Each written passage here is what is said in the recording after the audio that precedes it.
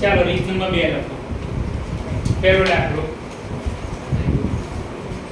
બસ આ અવાજ ના કરો, ફટાફટ પૂરું કરી દે. લખો બે સમકેન્દ્રીય, આવું લખજો.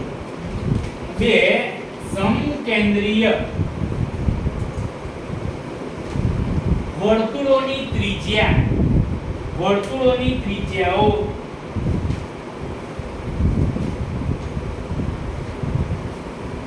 5 સેન્ટીમીટર અને 3 સેન્ટીમીટર છે. 5 સેન્ટીમીટર અને 3 સેન્ટીમીટર છે. મોટા વર્તુળની જીવા નાના વર્તુળને સ્પર્શે છે.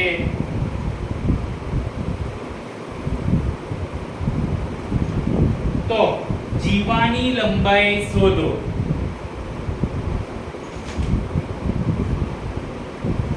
બેટા ધ્યાન રાખો, મોસ્ટ આઈએમપી દાખલો અને પરીક્ષામાં 2 માર્ક્સ આપશે. ધ્યાન રાખો, આપણે બોર્ડ પર ધ્યાન રાખવાની જરૂર છે. બે સમકેન્દ્રીય વર્તુળ હોય, સમજો. બે સમકેન્દ્રીય એટલે એક વર્તુળ મોટું હોય, એક વર્તુળ કેવું હોય? નાનું હોય. હવે જોઈ લો, બે સમકેન્દ્રીય વર્તુળની પૂછજો, 2 માર્ક જશે બોર્ડમાં. એક વર્તુળ આપણું આ કેન્દ્ર થયું, બરાબર. એને એવું કીધું છે લોકોએ, મોટા વર્તુળની જીવા, આ જે હું દોરી રહ્યો છું એ જીવા છે. મોટા વર્તુળની જીવા નાના વર્તુળને શું કરે છે? સ્પર્શે છે. અહીંથી આ રીતે લેવાનું અને આમ. આ AB લખાય, અહીં P નામ આપવાનું અને અહીં શું આપવાનું? M. આ ખૂણો કેવો લખવાનો? કાટખૂણો. સમજો દાખલો. 2 દાખલા છે, આપણે ટેક્સ્ટમાં હું બનાવી દઈશ. જોઈ લો અહીં બસ. મોટા વર્તુળની જીવા, અરે ત્રિજ્યા. ચલો અંદર મોટી ત્રિજ્યા કઈ છે બેટા? જોવો જોઈએ. તો આપણે PB, સૌથી મોટું વર્તુળ જે હોય એની ત્રિજ્યા મોટી હોય. PB કેટલા સેમી છે? 5 સેમી. નાના વર્તુળની ત્રિજ્યા, નાનું વર્તુળ એટલે PM લેવલ, એ કેટલા સેમી છે બેટા? 3 સેમી. થઈ ગયું. હવે તમને મેં કાલે શીખવાડ્યું હતું પાયથાગોરસ. બોલો, કોઈ એનીબડી કેન સ્પીક? આ જે ત્રિકોણ બન્યો એનો પાયથાગોરસ મને કહેશે તો કે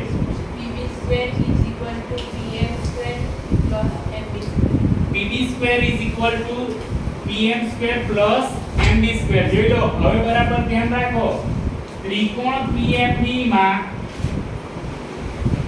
ખૂણો M બરાબર 90 માટે પાયથાગોરસ મુજબ, પાયથાગોરસ આવશે. આ દાખલો તમે 2 માર્ક્સ પરીક્ષામાં આપશે. જો આવું થશે. આ 5 છે મોટી ત્રિજ્યા, આ 3 છે. આપણે જીવા શોધવી હોય તો MB શોધવું પડે. PB² બરાબર PM² plus MB². જોઈ લો, આ 5 આપ્યું છે, આ 3 છે.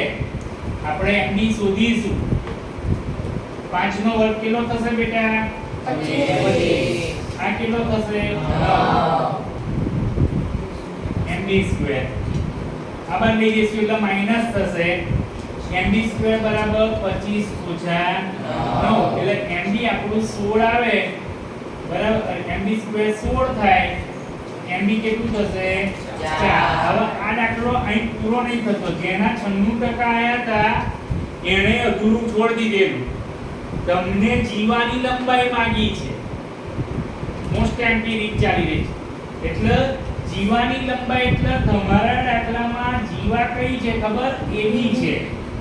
જીવાની લંબાઈ AB બરાબર જીવા હંમેશા બમણી થાય. જોઈ લો, 2MB. આ જેના 96% હતા અત્યારે ડોક્ટરમાં છે છોકરો, તોય ભૂલ કરી હતી. આટલા સુધી ગણી કે જવાબ આવી ગયો, પણ એ જીવા નથી, એ તો અડધી આપણે શોધીએ છીએ. તો 2 ગુણ્યા MB કેટલું આવ્યું? 4. તો કેટલા સેમી થાય? લોકો બેટા બોલો, જો કઈ ખબર ના પડી. જોઈ લો દાખલો. બે સમકેન્દ્રીય વર્તુળોનું છે. ઉતારો ઝડપ રાખજો.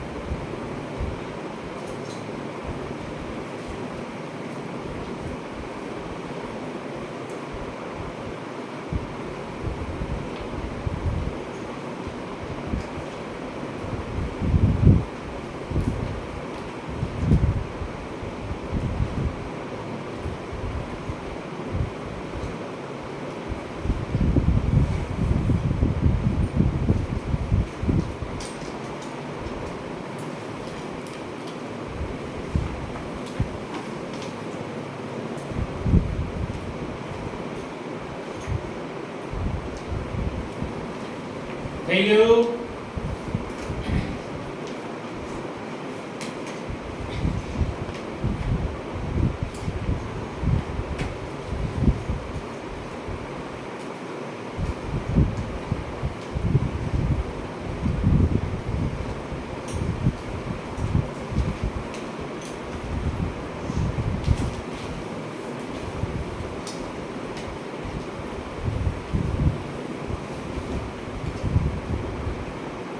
બીજો દાખલો પછી લખીએ.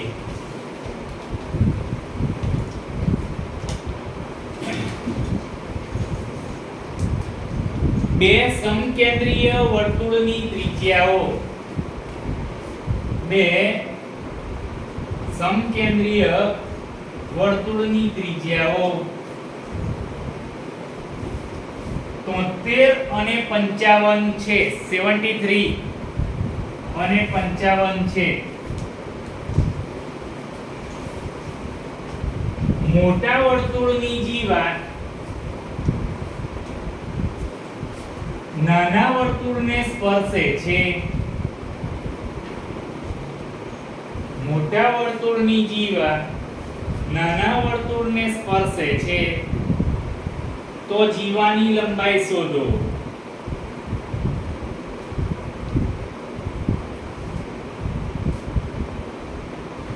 ચલો બેટા ફરી એકવાર ધ્યાન રાખીએ. એની એ જ રીતે એક દાખલો.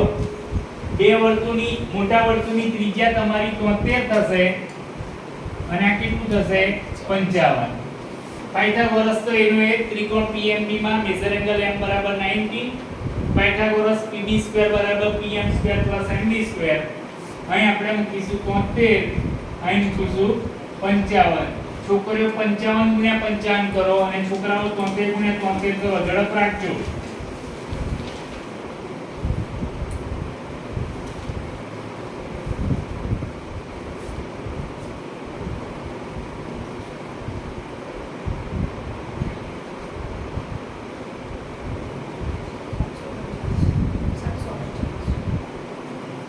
73 ગુણ્યા 73 5329 અને આનું કેટલું 30 25 ચલો બાદબાકી કરો જોઈએ 5329 માંથી 3025 બાદ કરો જોઈએ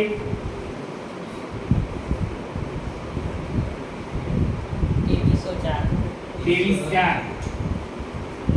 બેટા અહીં ધ્યાન રાખો આ 2304 48 નો વર્ગ છે કોનો વર્ગ છે 48 એટલે જીવાની લંબાઈ 2 ગુણ્યા 48 કરીએ એટલે 96 થાય ઉતારો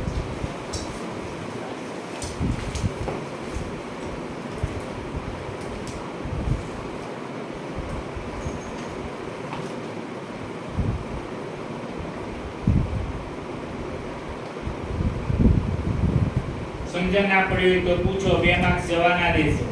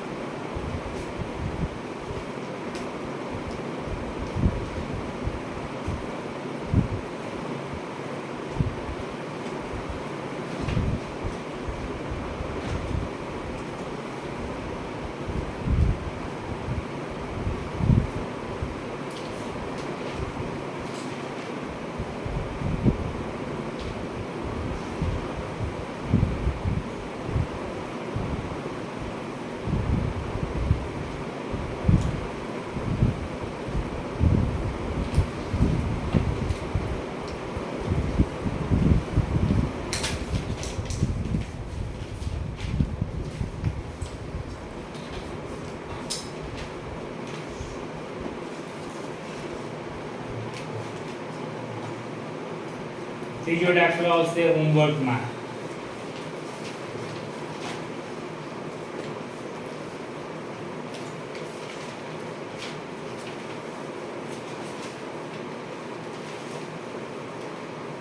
બે સમકેન્દ્રીય વર્તુળની ત્રિજ્યાઓ બે સમકેન્દ્રીય વર્તુળની ત્રિજ્યાઓ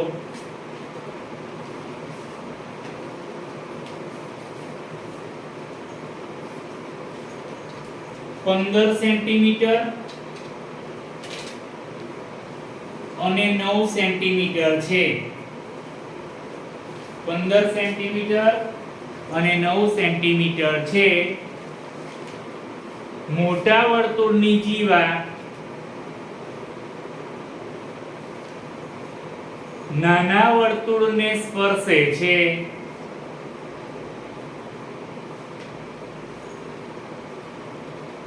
તો જીવાની લંબાઈ શોધો